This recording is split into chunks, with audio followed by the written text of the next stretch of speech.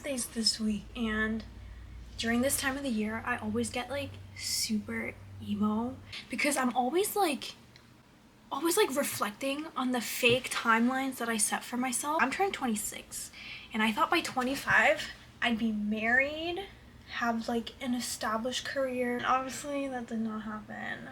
Don't get butthurt when things don't go according to your plan, because that's what I've been doing every single year. Like, this is literally what I posted last year on my birthday. Why am I crying? I am living my life. I'm so privileged to even be able to have this camera to make this video right now. And I've just been in this like victim mindset that to me is just like so toxic. Because honestly, overcoming things is a decision. Because looking back, like to me in high school, I was just like delusional. I just thought like I would accomplish all these things, but then I never took any steps to even get close to accomplishing those things. I think you should experience it. You always say I want to experience things, but I don't think you actually want to experience things because you would experience it if you wanted to experience things. I've never really been consistent with anything. This is the most like making content and doing this is the most consistent thing that I've ever done. I used to be really butthurt too about like certain people not believing in me. Of course they don't believe in me. I didn't even do anything consistently like my whole life, so they're just thinking I'm gonna like give up. Just like take accountability for it.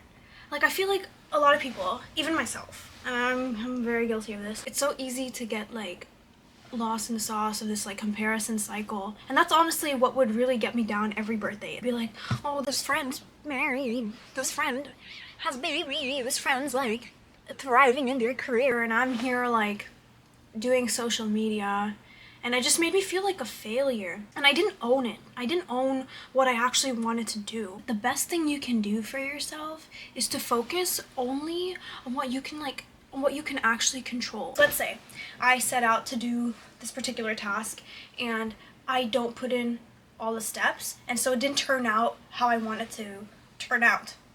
It's like, can I really be upset then? It's like I'm trying to make a cake, but I don't have eggs.